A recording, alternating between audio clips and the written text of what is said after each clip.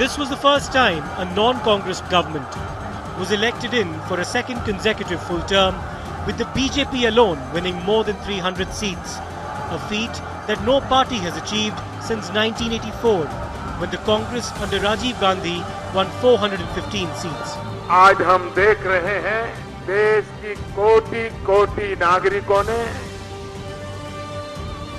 इस फकीर की झोली को भर दिया। अगर कोई विजयी हुआ है तो हिंदुस्तान विजयी हुआ है।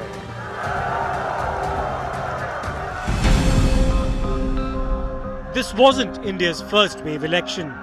In 1977, in the aftermath of the emergency, Indira Gandhi was voted out, ending the Congress party's 3-decade-long hegemonic dominance nationally. In 1984, following a sympathy wave after the assassination of Indira Gandhi, the Congress set a record for the most seats ever won by a political party in India, one that still remains intact.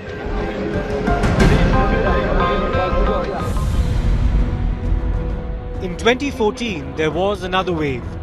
Disillusion with the Manmohan Singh-led UPA government amid allegations of corruption, a challenging economic environment and policy paralysis, India's electorate voted for an alternative that offered stability, decisiveness and reform. Narendra Modi was the symbol of that hope.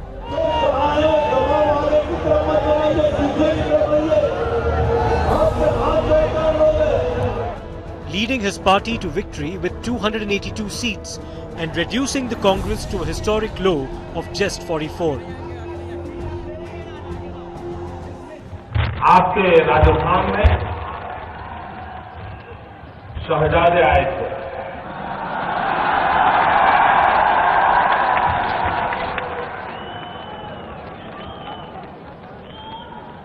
और वे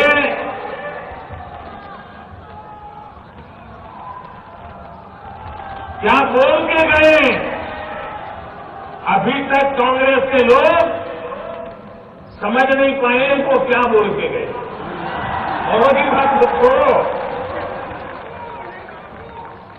वो क्या कह के गए, क्यों कह के गए, किसके लिए कह के गए, न कहने वाले को पता है,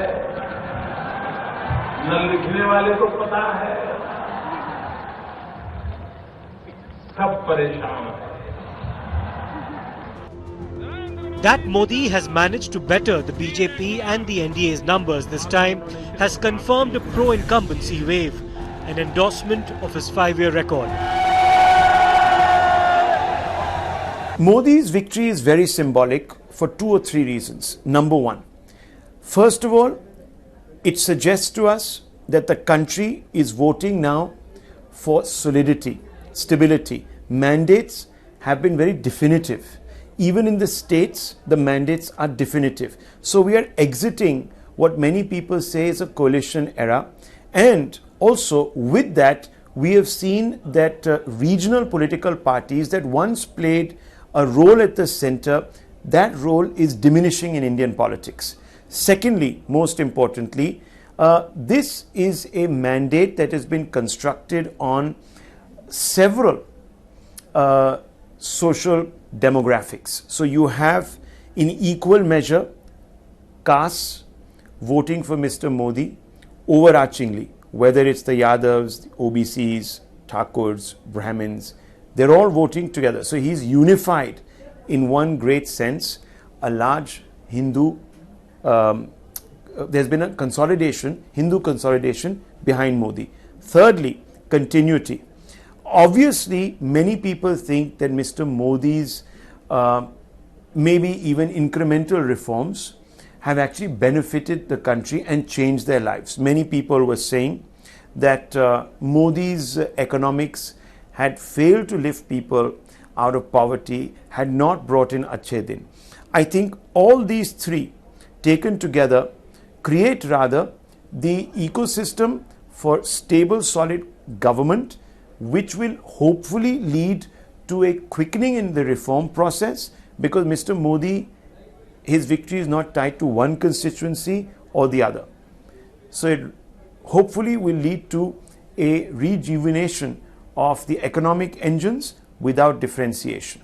For me, Modi's victory actually is a busting of several myths that existed in Indian politics. The myths that politics will go on the way it has been all this 70 years of India's independence.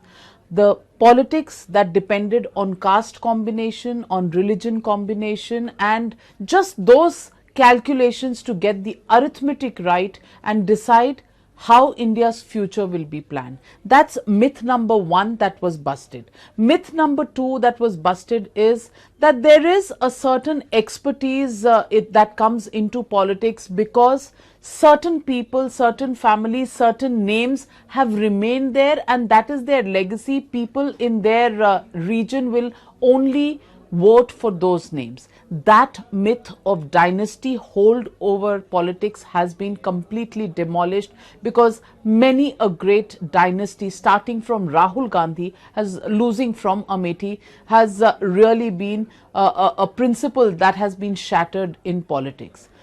Also, what has been shattered is this whole drama that political parties in the opposition used to use, and which the Prime Minister referred to in his first speech, which is this whole glue factor that was based on the difference that was made between the BJP and the rest being secular and the BJP being a communal party.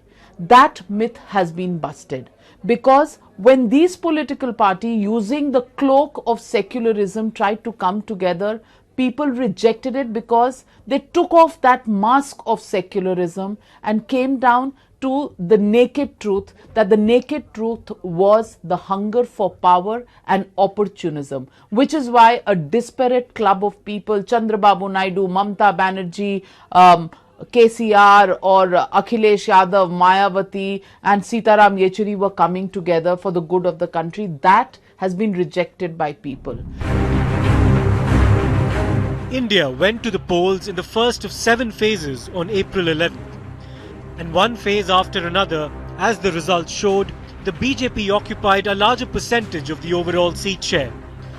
At the end of it all, after more than 67% of India's electorate had voted, another historic high, the BJP had won 303 seats, increasing its own vote share by almost 6% from 2014.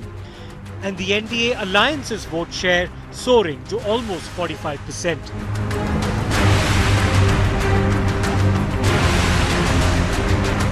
When you go out on the ground, there are two things that really stand out. A, that in Delhi, a lot of discourse that we see, it is completely untouched by what is actually being spoken of by people on the ground. There are some very basic things that people want. We may sit here and laugh about it, but they want a strong leader. And this was a presidential election, which is why anyone who even thought of an alternative was not given one. They wanted to vote for the Prime Minister. The argument that this is a system where we vote for an MP and then they decide who the PM will be, in India, people don't want that anymore. They think they should be empowered to directly decide who is going to be Prime Minister. When they looked to the BJP, they found them offering Mr. Modi as the future Prime Minister. And when they looked to the opposition, there was no one name or face, and which is why it also fed into the Modi wave. Without a doubt, Mr. Modi is perceived as a very strong leader. I found that after February, the mood changed perceptibly. The entire episode with the return of Wing Commander Abhinandan, that was perceived very favorably by people on the ground. It only reinforced things that are made fun of in Delhi circles, things about how he travels abroad, about how he makes frequent speeches. People actually look at that as somebody who is very communicative, somebody who is now regarded as an equal internationally, and somebody who actually harnessed that international goodwill to get back Wing Commander Abhinandan. This is what people thought. This is a victory for the BJP's narrative of nationalism with a strong Hindu identity, coupled with its focus on a strong leadership. That was the narrative, and the BJP has won on that. So I think the idea, the central idea which has triumphed here is of a certain kind of Hindu nationalism along with a strong welfare state and strong welfare politics. A year ago, following a verdict that produced a hung assembly in Karnataka, the Congress and the Janata Dal Secular formed a government to keep the BJP out, despite the latter's higher numbers. At H.D. Kumaraswamy's swearing-in ceremony, as several leaders of the opposition gathered on stage in a show of solidarity, it appeared that a template for the 2019 contest had been set.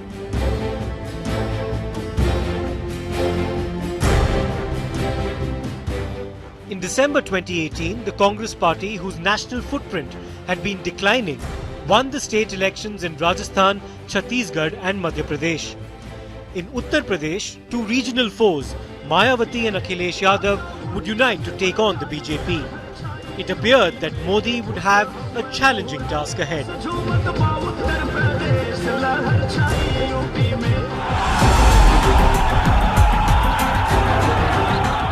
The Uttar Pradesh experiment followed a precedent that had been set in 2015 by Nitish Kumar and Lalu Prasad Yadav, both of whom successfully defeated the BJP in Bihar, though Nitish Kumar's JDU returned to the NDA fold 2 years later.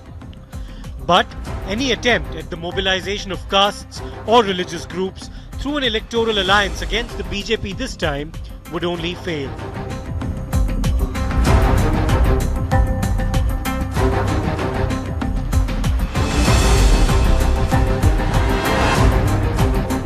What was called Mahagathbandhan actually was an identity Gathbandhan. So it was, when we looked at the support patterns of the Mahagathbandhan, we just found the Yadavs, the Jatavs and the Muslims. There really not many other people or sections of society that were chipping in to take them to the last mile, to take them past the BJP. In fact, all that support base which could have catalyzed them to be a winner was actually with the BJP. देखिए दोनों बिहार और उत्तर प्रदेश, बिहार एक ऐसा राज्य है जो हम ये तो नहीं कह सकते कि कास्ट से बिल्कुल ऊपर उठ चुका है, लेकिन नरेंद्र मोदी या एनडीए या भाजपा के पक्ष में सबसे पहला तो जो मैंने पहले ये कहना चाहूंगा कि नरेंद्र मोदी का पर्सनैलिटी, आपको आश्चर्य होगा कि बिहार में जेडीयू के उम्मीदवार भी नीतीश का नाम पहले नहीं ले रहे थे, पहले ले रहे थे नरेंद्र मोदी का नाम। और दूसरा जो कास्ट फैक्टर है, कास्ट फैक्टर को यदि आप देखेंगे तो वहां का इस तरह का बनता है कि लालू का 2 कास्ट पर पकड़ रहा है। लोग सीधे सीधे कहते नहीं है, लेकिन सच ये है कि एम वाई वर्ड जो मतलब ये एम और वाई, एम मतलब मुस्लिम, वाई मतलब यादव, आरजेडी का वोट बैंक, उससे बाहर वो निकल नहीं पाए। अभी हाल में रिजर्वेशन दिया 10% अपर कास्ट को केंद्र सरकार ने, सबसे पहले आरजेडी के एमपी ने राज्यसभा में विरोध किया। क्यों? क्योंकि वो यदि अपर कास्ट का सपोर्ट करेंगे तो भी उनको फायदा नहीं। तो एक जो एमवाई के अलावा जो पूरे बिहार में एक बहुत बड़ा वर्ग है, वो ऑटोमेटिक नेचुरल चॉइस होता है, एनडीए हो या भाजपा हो या जेडीयू हो, जिनका कॉम्बिनेशन है। तो ये तो रहा बिहार में, जो नहीं भी मोदी वेव रहे, कोई वेव ना रहे और एनडीए इसी तरह से रहे, तो सबसे ज्यादा सीटें मिलेंगी बिहार में एनडीए को, जो कि नेचुरल एक कॉम्बिनेशन परमुटेशन दिखाता है। उत्तर प्रदेश में नरेंद्र मोदी के लिए खतरा था महागठबंधन, लेकिन उस महागठबंधन में भी सफलता नहीं मिली, क्योंकि उसमें हुआ ये कि सपा के वोट ने तो बसपा को वोट दिया, लेकिन बसपा का जो नॉन जाटव वोट था उसने उसको वोट नहीं दिया, क्योंकि नरेंद्र मोदी का कहीं ना कहीं कोई कनेक्शन है। और उसी का परिणाम है कि पूरा महागठबंधन का जो प्रयोग था उत्तर प्रदेश में कोलैप्स हो गया।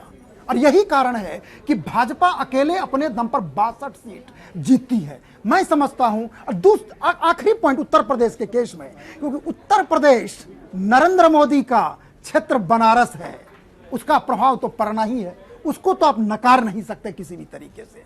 यही कारण है उत्तर प्रदेश में भाजपा की इतनी बड़ी सफलता का। Well, I think the Congress really needs to introspect. I think it came out with quite a good manifesto which positions itself positions the party rather in the liberal space. It's got quite a vision, but I think the person who's communicating that message to the people of India no longer enjoys the trust of the people of India. I think that individual is seen as part of a consensus, the Khan market consensus, as Prime Minister Narendra Modi has defined.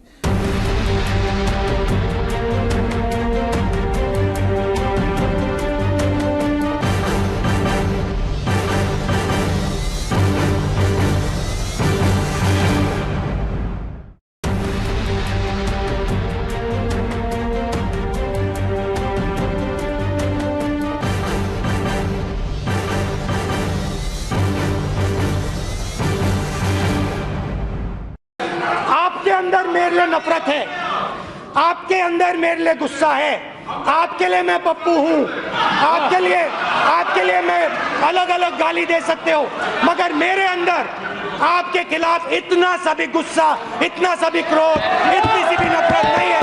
मैं कांग्रेस हूं और ये सब कांग्रेस हैं, और कांग्रेस ने और इस भावना ने इस देश को बनाया है। इस बात को आप कभी मत भूलिए, और ये भावना आप सबके अंदर है, और इस भावना को मैं आप सबके अंदर से निकालूंगा, एक एक करके मैं आपके अंदर से, आपके अंदर जो प्यार है उसको निकालूंगा, और आप सबको कांग्रेस में बदलूंगा। धन्यवाद, नमस्कार।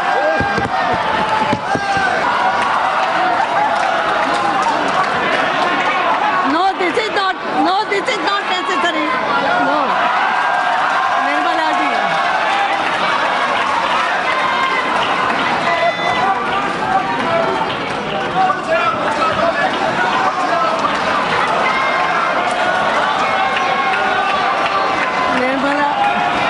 Nirmala ji wants to say something. Nirmala ji wants to say something. यहां पूछा गया कि प्रधानमंत्री अपनी आंख में मेरी आंख भी नहीं डाल सकते। माननीय अध्यक्ष महोदया, सही, हम कौन होते हैं जो आपकी आंख में आंख डाल सके? कोई गरीब माँ का बेटा पिछड़ी जाति में पैदा हुआ, गांव से आया हो, आप तो नामदार हैं, नामदार, हम तो कामदार हैं। आपकी आंख में आंख डालने की हिम्मत हमारी नहीं, हम नहीं डाल सकते। और इतिहास गवाह है अध्यक्ष महोदया जी, इतिहास गवाह है। सुभाष चंद्र बोस ने कभी आंख में आग डालने की कोशिश की, उनके साथ क्या किया गया? मोरारजी भाई देसाई गवाह है, उन्होंने आंख में आग डालने की कोशिश की, क्या किया गया? जयप्रकाश नारायण गवाह है, उन्होंने आंख में आग डालने की कोशिश की, उनसे साथ क्या किया गया? चौधरी चरण सिंह, उन्होंने आंख में आग डालने की कोशिश की, उनके साथ क्या किया? सरदार वल्लभ भाई पटेल ने आंख में आग डालने की कोशिश की, उनके साथ क्या किया गया? चंद्रशेखर जी ने आंख में आग डालने की कोशिश की, क्या किया गया? अरे प्रणब मुखर्जी ने आंख में आग डालने की कोशिश की, क्या किया गया? अरे इतना ही नहीं, हमारे शरद पवार जी ने आंख में आग डालने की कोशिश की थी, उनके साथ भी क्या किया गया था? Namdar versus Kamdar was to be a recurring theme during the election campaign, and Prime Minister Modi would raise it in his speeches repeatedly. Dynasty, entitlement, elitism, arrogance, as opposed to humble beginnings, meritocracy and working at the grassroots would be something the BJP never missed an opportunity to highlight, to corner the Congress and its allies. And this was a sentiment that had traction. Dynast after dynast in the opposition, with only some exceptions, would lose, including Rahul Gandhi in his family bastion of Amethi.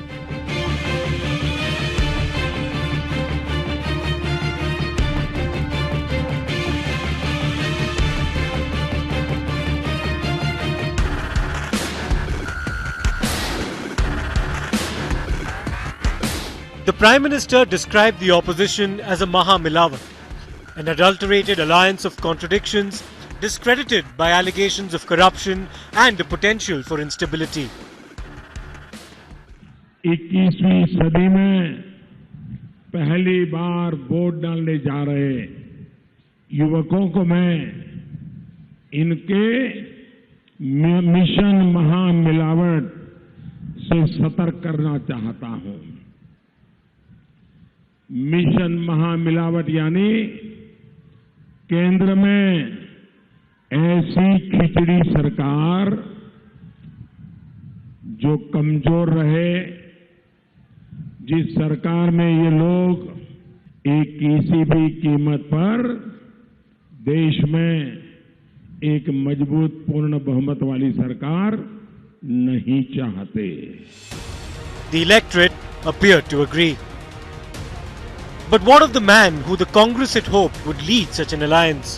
What of Rahul Gandhi, and what of an opposition that has further shrunk this election?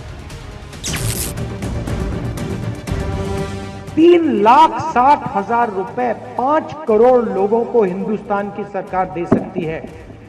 और ये जो चौकीदार है, ये घूम घूम के कहता है सरकार के पास पैसा नहीं, क्योंकि चौकीदार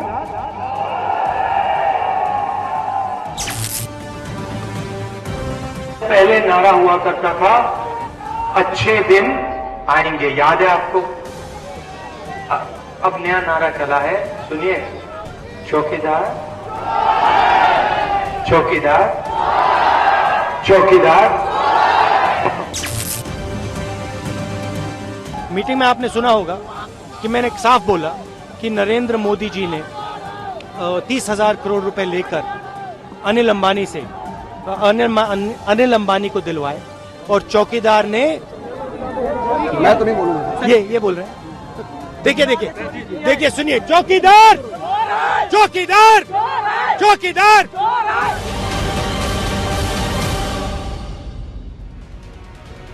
The slogan coined by the Congress to corner Narendra Modi over the Rafale deal would prove costly for the party.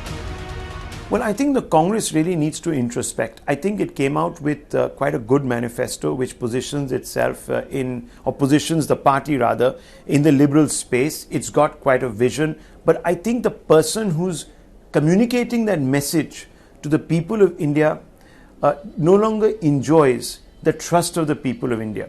I think that individual is seen as part of a consensus, the Khan market consensus, as Prime Minister Narendra Modi has defined, that is actually too compromised to deliver this particular message in a credible manner.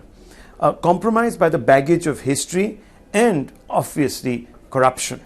And this is the reason why the Congress party must reinvent itself under the presidentship of an individual who is genuinely chosen by the party cadre. So the opposition, the Congress must redefine itself, and the other opposition parties who have also been family concerns must take that hard road to reform. Apart from that, you also need parties to break out of the splittist caste mentality that they had sort of entrenched themselves into, which led to the division of Hindu society. That this was a wave election is also evident in the fact that the BJP captured more than 50% of the vote in 11 states and 2 union territories. In Uttar Pradesh, together with its ally Apna Dal, it crossed the 50% mark, and this was also the case in Bihar and Maharashtra with its allies, the JDU and others, and the Shiv Sena, respectively. 8 of these states contributed to 243 seats for the BJP out of 273. गली गली में शोर है, आओ जोर से कदम बढ़ा के आगे बढ़ के, गली गली में शोर है, गली गली में शोर है। अपनी तिजोरी भरने के लिए, अपने वोट बैंक के लिए, तुष्टीकरण के लिए दीदी किसी भी हद तक जाने के लिए तैयार है. But the BJP's march towards becoming a truly pan-Indian entity was made successful by the serious inroads it has managed to create in West Bengal and Odisha.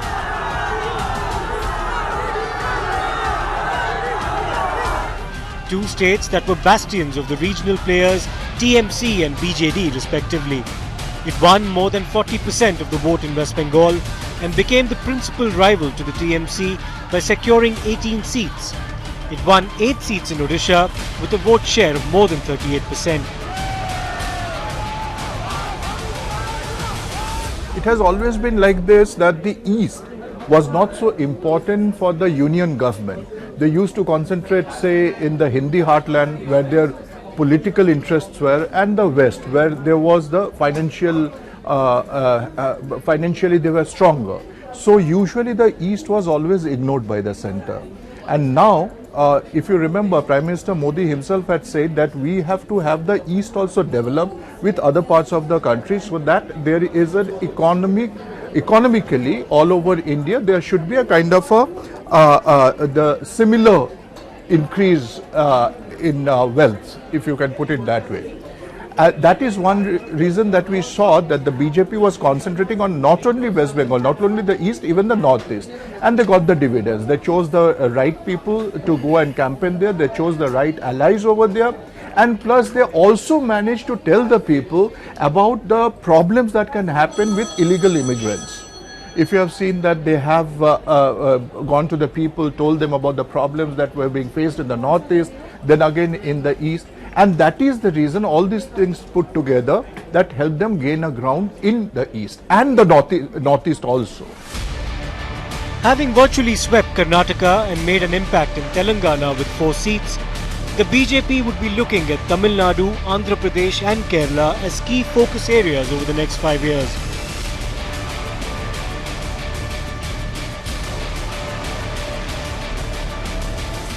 Well, there are 2 states which have bucked the trend. One is Tamil Nadu and the other is Kerala.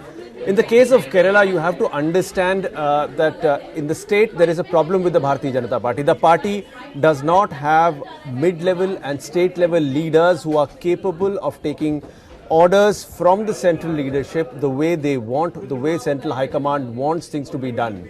Somehow it is this that has led to BJP coming up with 0 chances. There were 3 seats in Kerala where BJP had a fairly good chance. One, of course, is Pathanamthitta, which is where the Sabrimala temple, the shrine, is situated. Second is Thrissur, again a town related to temple. The Puram festival and the temples there are very famous. Suresh Gopi, the actor, was the star attraction out there for the Bharatiya Janata Party. Third and the most important was Thiruvananthapuram, where you had the Mizoram governor and former BJP president Kumanam Rajashekharan taking on 2-time Congress MP Shashi Tharoor. But somehow the party just did not get any seats or even make major inroads. Of course, there is a 2% increase in their vote share when compared to 2014, but that's just statistical. Bharatiya Janata Party's alliance with the AIDMK, the fact that they stitched an alliance with the AIDMK on ground before polls in itself is a success. Point number 1.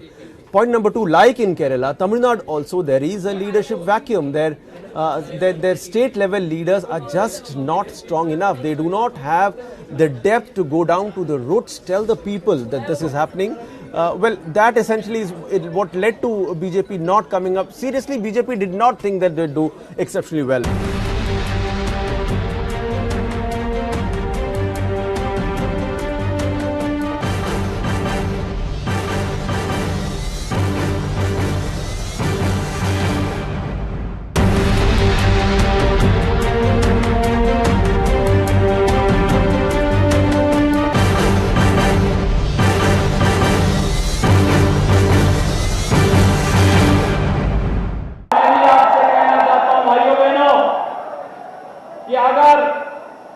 Congress को अली पर, सपा बसपा को अली पर विश्वास है, हमें भी बजरंग बली पर विश्वास है। अभी अभिनेता कमल हसन ने बयान दिया कि नाथूराम गोडसे पहले आतंकवादी थे। आप क्या कहेंगे? भगवा आतंकवाद को लेकर आप पे भी आरोप लगते रहे पहले। दिग्विजय सिंह ने पहले बार ये शब्द इस्तेमाल किया। आप क्या कहेंगे नाथूराम गोडसे पे? नाथूराम गोडसे देशभक्त थे, हैं और रहेंगे। ऐसा बोलने उनको आतंकवादी कहने वाले लोग स्वयं के गिरेबान में झांक के देखें। ईवीएम की रिगिंग नहीं हुई है, हिंदू माइंड की रिगिंग हो चुकी है। There is a fine line between a numerical majority and brazen majoritarianism. Though there has undoubtedly been a Hindu consolidation in favour of the BJP, is one overstating the influence of the fringe within the party over the policies and agenda of its national leadership?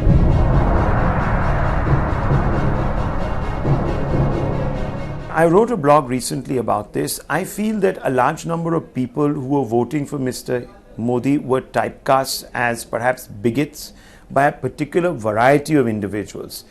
Those individuals belong not so much to elite India, but to an entitled India that were actually squeamish about the subaltern coming to the center of Indian politics. And I think they carried their biases against Mr. Modi and defined all his voters, like Hillary Clinton did at one time, as the deplorables, i.e. all Hindus who vote for Modi must actually be communal.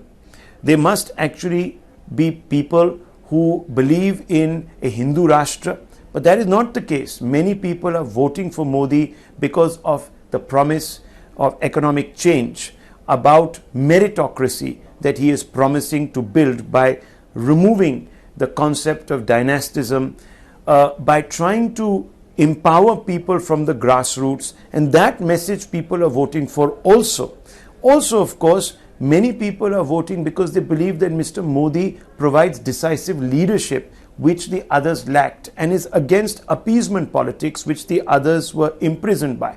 So there is this entire slew of reasons why people have voted for Modi, but they didn't like the fact that whoever else on the other side tried to sort of box them in as communalists, and this is really a revenge against that in some ways. I think the statement that the Hindu minds are rigged comes from a place of fear, of fear-mongering. I think that particular statement is also can be looked at from an isolationist perspective. It's not a healthy statement to make at all.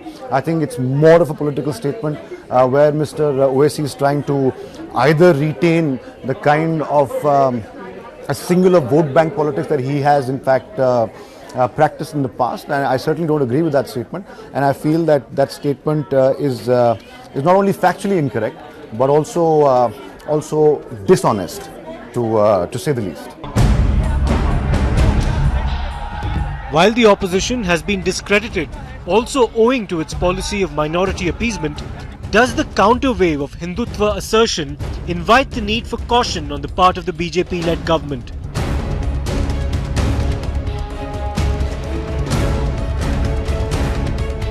There were 2 or 3 errors of judgment in my estimation. The first one was, of course, pandering to what many people believe is a rather hardline Hindutva.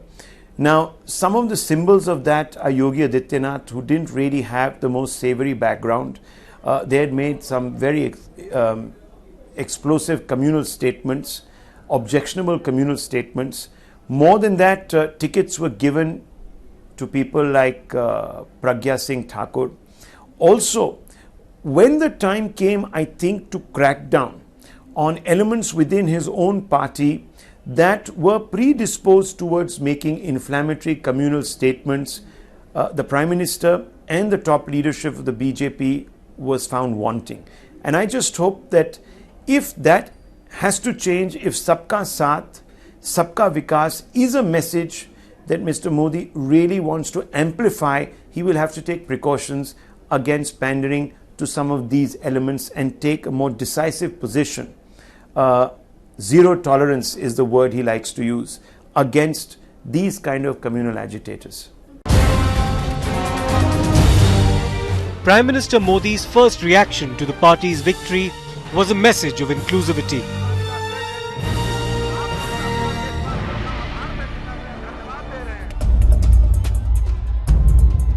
National security became a key feature of this campaign as well, with the Balakot airstrikes in the aftermath of the Pulwama terror attacks also influencing voters' choices.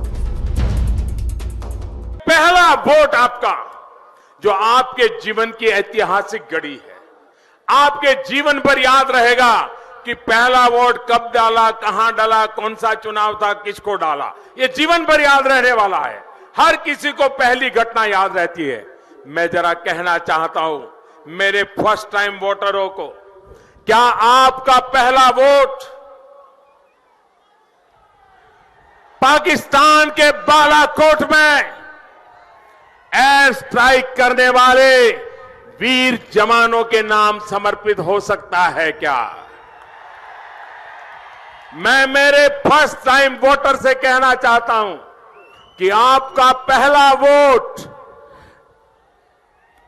Pulwama में जो वीर शहीद हुए, उन वीर शहीदों के नाम आपका vote समर्पित हो सकता है क्या? The BJP's campaign, though, was a lot about its economic performance, its social welfare measures such as Ayushman Bharat, and the scale of its coverage for healthcare. Swachh Bharat and the construction of toilets, Ujjwala Yojana and the provision of free LPG connections among others, and reforms such as GST as well as high growth rates. Clamping down on corruption and providing incentives to entrepreneurs too formed a significant part of the campaign. The endorsement for Modi's economic delivery overshadowed concerns about the employment scenario in the country and the fallout of demonetization. But what really is the road ahead? The biggest challenge for this government is that we will be heading into some kind of a crossroads on the economic front. A whole bunch of economic data is showing us that the jobs crisis still faces us. There is a problem in the financial markets. There are issues with the oil prices. So there will be a comeuppance at some point or the other on the economic front, including with inflation. So that is something the government must take cognizance of and deliver on. Jobs, jobs, jobs. The priority also should be to reassure everyone who did not vote for Mr. Modi, who is now the Prime Minister for all Indians, not just those who actually voted for him. The priority needs to be to get the infrastructure projects going, to make sure that the social welfare schemes that he did start in his first term reach its fruition, and the scale and the delivery of those projects should perhaps be widened. I think the real test for Mr. Modi begins now. The first term was quite monstrous in its numbers. The second one is even more so. And I think the reassurance that the country needs, not just those people who voted for Mr. Modi, but also those who did not and were in fact his opponents in the political arena, they need to be reassured that this Prime Minister, this government is going to work for all Indians, regardless of caste, creed, culture, ethnicity, religion, sexual orientation or what have you. I think that should be the priority of this government, because there is a lot of apprehension as far as the numbers are concerned and the kind of majority he has and the kind of divisive statements some people in the BJP have been making. That the party will continue to expand is a given, and the rise and rise of the BJP and India's political right and the churn that it has created on the ground has been the country's biggest political development over the last 3 decades. There could be no other leader that they would believe in so blindly as they did believe in Modi. And it's the whole persona of Modi. Number one, his humble beginnings. Number two, his heritage of the Indian Sanskriti, of going home, touching his mother's feet, sitting with her, having a sweet, and his mother living a very simple life, his brothers not being allowed into the corridors of power. The whole system also that came with Modi. No middlemen hanging, business as usual. He may be called somebody who's an authoritarian and controls everything from the center, but the fact is that he keeps his eye on every single detail. All of that, of course, cannot be taken away from Modi. But behind Modi, nobody can underestimate the kind of work, planning and strategy Amit Shah, as the party president, put in.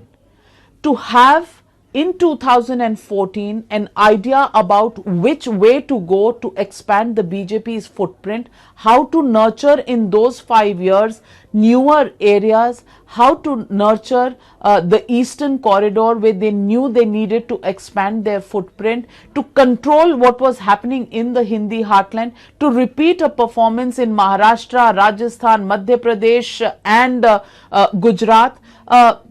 It's never been done before. And that is a whole school of political study, and it's a case study that will need to be made and actually developed into a thesis which can be probably taught in future times at various institutions, even maybe in the Harvard or somewhere, because this is a case study of how strategic planning and intense work at the grassroots level can actually help you play to a plan. It's almost as if it's a team that's gone out for the World Cup and has decided its strategy on the drawing board based on how the other side, opponent side, is going to bowl or bat, and having your plan B, C, D, even up to the 11th rung plan ready in case of an emergency. And that is a study that you have to say. So, yes, it's the BJP machinery, but it really is Modi 70%, but 30% you can't take away from this victory the fact that it was a man like Amit Shah. Put anybody else from the BJP in that job, his thinking and strategy will not be as clear as Amit Shah's is on these issues. And of course, the bandwidth to work that much, to get an organization to work and convince them to work in that manner, having it all laid out in plans. I think scripting of this history, the author is Amit Shah and the star cast is Narendra Modi. But will the next 5 years see the emergence of a counterweight? As the Congress and Rahul Gandhi battle for relevance, will the story of the next term be a case of the Modi-led NDA further consolidating its hold, or India's political landscape offering a credible and a strong alternative? Only time will tell.